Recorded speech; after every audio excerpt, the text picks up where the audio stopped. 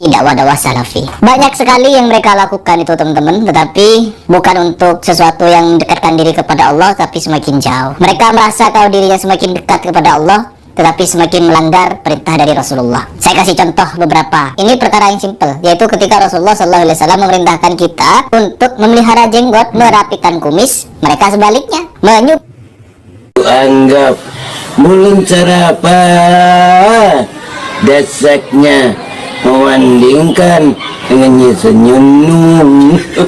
Beri uang kepada orang yang suka minta-minta, jangan diberikan.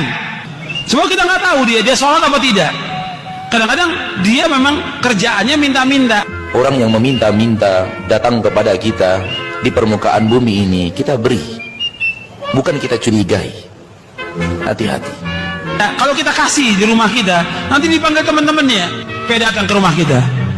Belum tentu juga mereka adalah orang yang baik. Kita sudah mulai dididik oleh manusia sekarang untuk mencurigai orang yang datang meminta-minta, sementara Allah menyuruh kita memberi. Banyak teman-teman kita yang susah, kita datangi ke rumahnya, berikan. Manfaat, berlipat ganda ganjarannya daripada orang-orang di pinggir jalan yang nggak sholat, yang nggak puasa diberikan. Seperti yang antum belum pernah memberi peminta-minta di jalan itu 50.000. Pernah belum? Ya paling 10.000. Jangan diberikan. Kita beri. Jangan diberikan. Allah menyuruh kita memberi. Jangan diberikan. Kita beri. Jangan diberikan.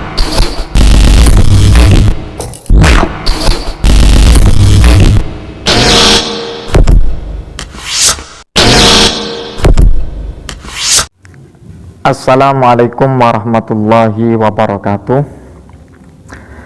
Ada satu pembahasan yang diusung atau diungkap oleh Harry Pras, tiada lain tiada bukan tentang masalah mencukur jenggot.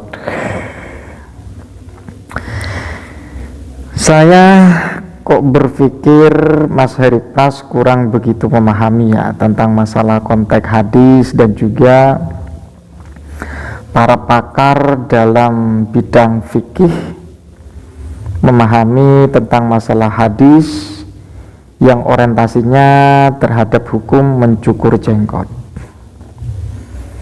sehingga ada perbedaan.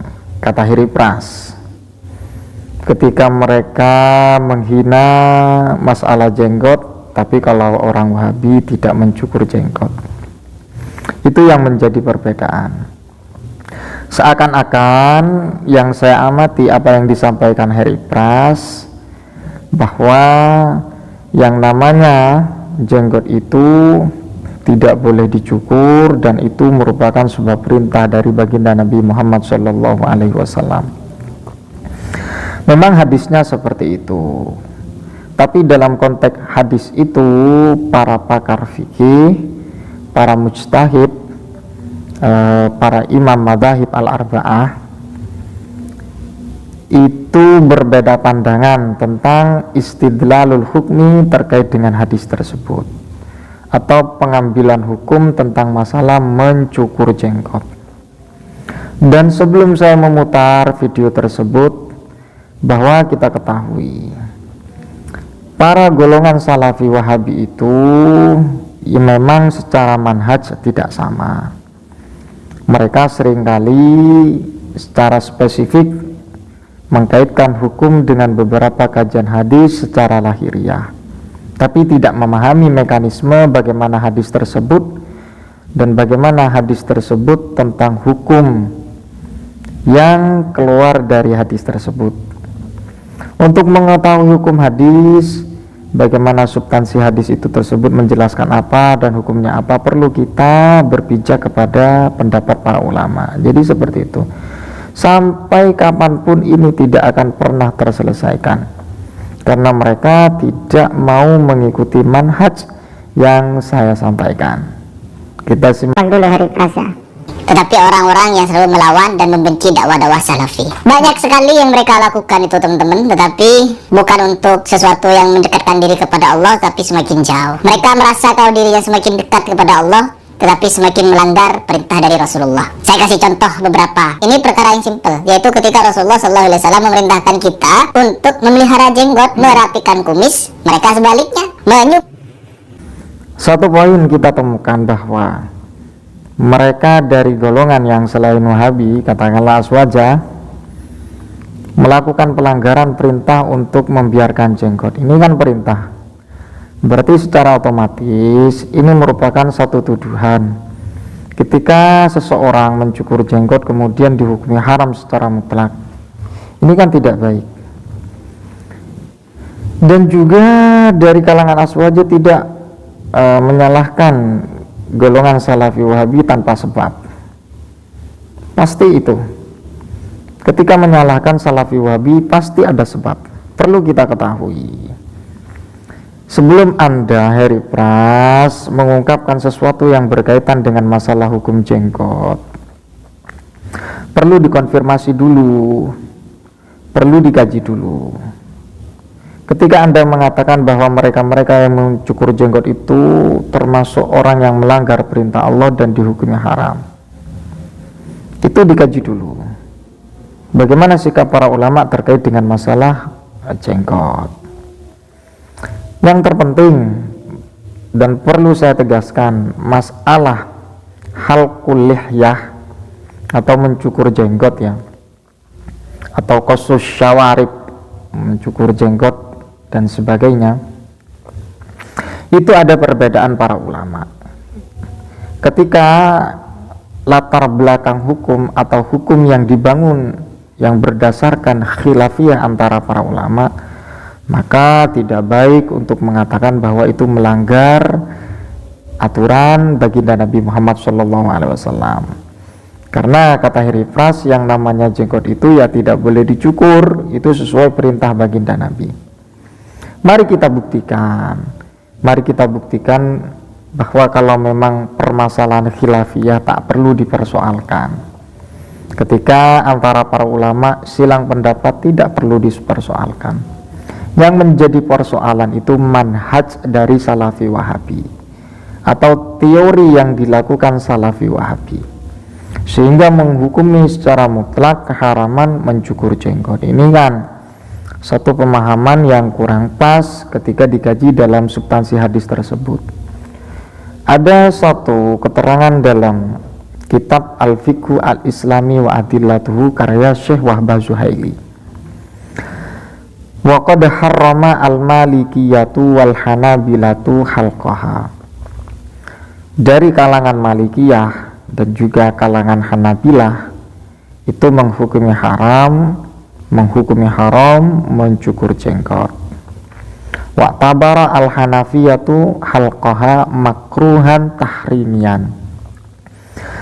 Dan menurut versi dari kalangan Hanafiyah, bahwa yang namanya mencukur jenggot itu adalah makruh tahrim. Ila angkol wa qala asy-syafi'iyatu bikarahiyati halqiha. Faqad dzakara an-Nawawi annal ulama'a dzakaru asyra khisalin makruhatan fil lihyah. Bahwa menurut dari kalangan Syafi'iyah,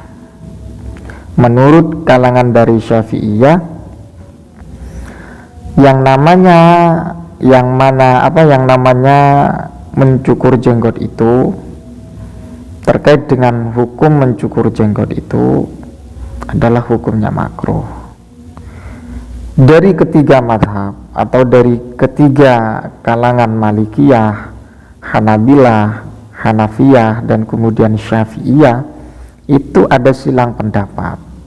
Ada yang mengatakan haram, ada yang mengatakan makruh tahrim, ada yang mengatakan makruh. Jadi yang menjadi persoalan itu ketika sikap Heri Pras seperti ini, sikapnya mengatakan bahwa itu sudah melanggar secara mutlak haram karena berdasarkan hadis bahwa Nabi memerintahkan untuk tidak mencukur jenggot atau membiarkan jenggot. Tapi substansi hadis tersebut sebagai penilaian para ulama, bukan ulama dari kalangan Wahabi ya. Kalau dari kalangan Wahabi itu sudah enggan dengan para pakar fikih, sudah enggan apa yang disampaikan oleh fuqaha. Jadi menurut versi dari kalangan fuqaha itu, yang namanya mencukur jenggot itu ada khilafiyah Pak ya. Jadi sangat tidak pantas sekali ketika Anda mengatakan cukur jenggot itu sudah melanggar aturan, sudah melanggar tuntunan baginda Nabi besar Muhammad SAW. Jadi seperti itu. Ya, perbedaan antara Wahabi dan Salafi itu tidak lain dan tiada bukan dalam teori saja. Manhajnya tidak sama. Sehingga ketika manhajnya tidak sama, ya tidak mustahil bahwa mereka pola pikirnya tidak sama, dan apalagi terlalu ngegas menghukumi haram masalah mencukur jenggot. Jadi seperti itu Pak ya. Wallahu a'lam bishawab. Assalamualaikum warahmatullahi wabarakatuh.